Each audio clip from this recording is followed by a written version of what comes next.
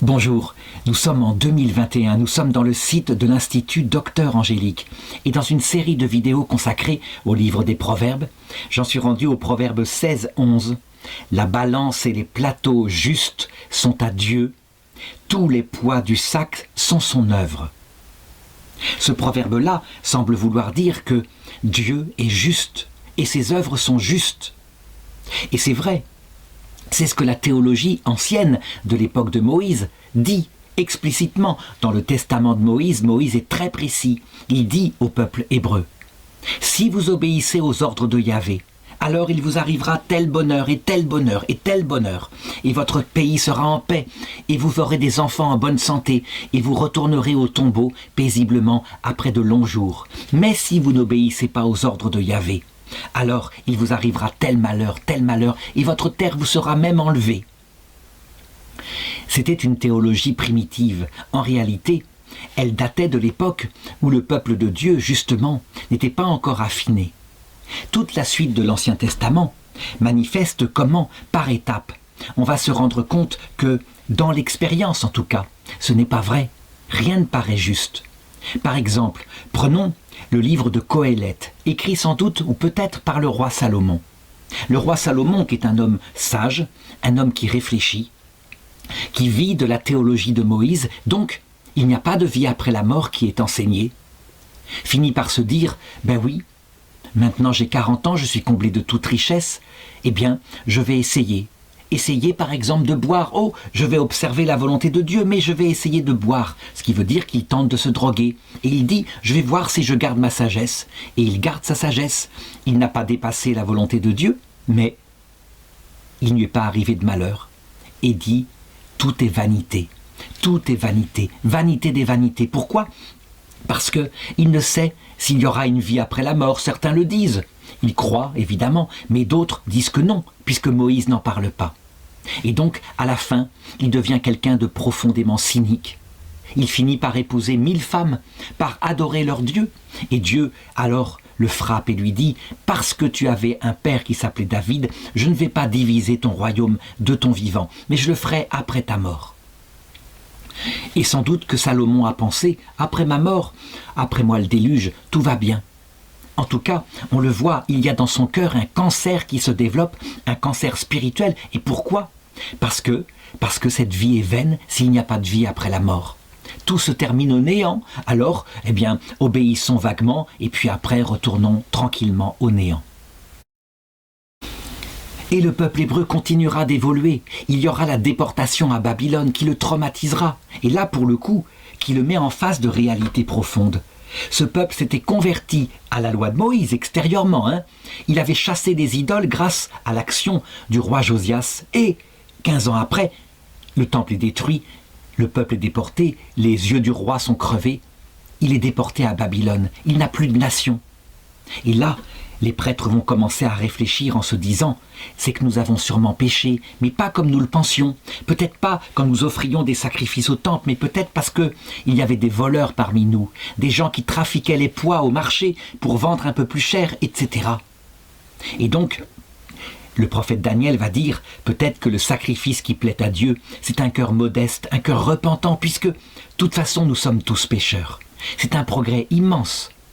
Il n'empêche que cette idée-là, que Dieu est juste, qu'il a fait toutes choses et que les plateaux de la balance sont droits, continuera. Par exemple, le livre de Job. Job est un homme droit, un homme qui fait le bien. Il va jusqu'à enterrer les morts alors que ça le rend impur, mais parce qu'il ne veut pas laisser les pauvres gens sans sépulture. Et le malheur le frappe de toutes les façons possibles. Il perd son argent, ses enfants le même jour. Puis il perd la santé, et sa femme vient lui dire « Mais sois donc digne, maudis donc Dieu, et vis donc !» Et des amis viennent le voir en lui disant, en se grattant la tête, après être resté 3 jours à le regarder de loin sur son tas de fumier, à se gratter par rapport à sa lèpre. « Qu'as-tu donc commis comme péché alors pour être frappé ainsi ?» Et Job répond « Mais je n'ai pas péché. » Et eux répondent « Comment ça, arrogant, tu n'as pas péché? Alors donc Dieu serait injuste. Tu te trompes, tu te leurres toi-même, tu as forcément péché. » Alors Job maudit le jour de sa naissance et fait appel à Dieu. Il lui demande de s'expliquer. Et Dieu s'expliquera, mais de manière très spéciale, en lui disant « Je sais ce que je fais. Il n'y aura pas d'autre réponse pour Job. Ce qui veut dire que la fin de l'Ancien Testament, elle manifeste quoi? Eh bien l'inverse de ce proverbe. La balance et les plateaux justes sont à Yahvé, tous les poids de son sac sont son œuvre. Je me rappelle que celle qui a été notre nounou quand nous étions petits, qui avait eu tous les malheurs possibles, qui avait raté un mariage d'amour qu'elle voulait faire, qui s'était sacrifiée pour devenir, je dirais, pour que ses enfants puissent étudier, qui était devenue donc femme de ménage, etc., me disait « Dieu, certainement qu'il est juste, mais pas en cette terre. » Et ça m'avait frappé cette phrase-là. Elle a raison.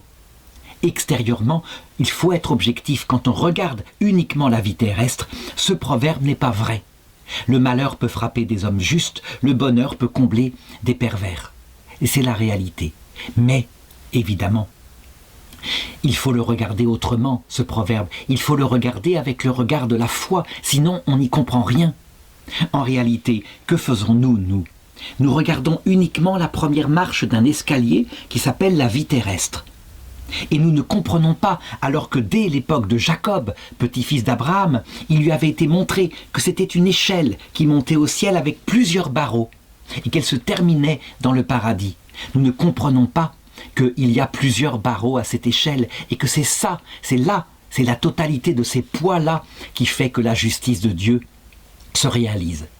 Comment elle se réalise? Eh bien, il faut comprendre. D'abord, le but. Le but, c'est de voir Dieu face à face. Ça nous a été révélé par Jésus-Christ. Le voir face à face, ça ne s'acquiert pas comme ça. C'est comme un mariage d'amour. Mais ça ne suffit pas, cet amour total que nous pouvons avoir pour Dieu. Il faut aussi que cet amour soit qualifié par une qualité intérieure, une totale mort à soi-même, comme un grain de blé qui tombe en terre et qui alors peut vivre en donnant la vie. Pourquoi? Parce que Dieu, on ne peut pas supporter de le voir, tellement il est beau, infini et infiniment humble, si on ne devient pas soi-même profondément humble. Et donc, pour cette purification, il y a diverses étapes, de telle façon qu'au bout du bout, lorsque la purification est terminée, tout homme est mort à lui-même. Il a compris qu'il n'était qu'un pauvre pécheur.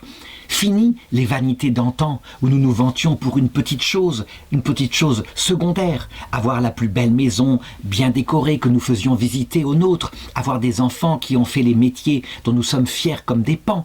Tout ça est terminé. Nous n'avons plus que deux choses, Dieu et le prochain. Or, pour atteindre cette mort à soi-même, il n'y a rien à faire. Il faut être passé par l'expérience d'une souffrance, ce qu'on appelle la croix. Et la croix ultime, c'est un moment de nuit de l'esprit. L'angoisse n'est pas la souffrance ultime. C'est ce que Jésus a vécu au Jardin des Oliviers. La souffrance ultime, c'est le désespoir. Ça veut dire, quand tout s'arrête devant soi, qu'il y a comme une nuit, qu'on ne sait même plus si notre vie a un sens. Ce que Jésus a vécu quand il dit « Mon Dieu, pourquoi m'as-tu abandonné ?» Ça prouve ici que son esprit est dans l'obscurité totale et en souffrance là, il nous montre le chemin qui nous ouvrira le ciel. Parce que celui qui a connu le désespoir, ça peut être par une dépression nerveuse, ça peut être un avare parce qu'on lui a volé ses sous, ça peut être un chrétien comme Sainte Thérèse de l'Enfant Jésus parce que le Seigneur s'est caché à son âme dans la maladie ultime de sa vie. Mais tout homme qui connaît le désespoir alors a touché sa misère et après il n'est plus le même. Il peut voir Dieu face à face.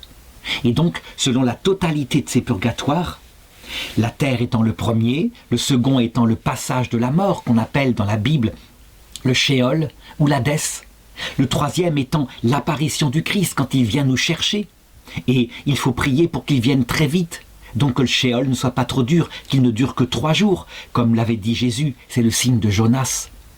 Le quatrième, après le jugement individuel, lorsque nous savons aimer Jésus, ce sont les purgatoires mystiques de Sainte Thérèse, de Sainte Catherine de Gênes, où notre cœur, au départ, joyeux d'être sauvé, essaye de rembourser le mal que nous avons fait. Et n'y arrive pas, nous ne pouvons rien. Et donc, à un moment donné, se désespère. N'arrive à rien, et le temps paraît si long, éloigné de son bien-aimé. On vit le cantique des cantiques, où est mon bien-aimé ? Je l'ai cherché sur ma couche la nuit et je ne l'ai pas trouvé. Et alors, abreuvés de désespoir et de larmes, dans ce purgatoire-là, nous entrons dans le 6e purgatoire qui s'appelle dans l'Écriture le sein d'Abraham, quand le cœur est pauvre, détaché, qu'il n'attend plus que la venue de Dieu. Et Dieu vient nous chercher. Alors, comme il est venu le vendredi saint chercher Abraham et Lazare dans ce sein d'Abraham, et alors il nous introduit dans la vision béatifique. Nous verrons au ciel alors que, véritablement, ce proverbe, la balance des plateaux et les plateaux justes sont à Dieu, tous les poids du sac sont son œuvre. Oui, vraiment. Personne ne se mettra en avant devant les autres. Personne, chacun saura et mettra en avant l'autre parce que nous serons immensément préparés à l'humilité et à l'amour de Dieu et du prochain.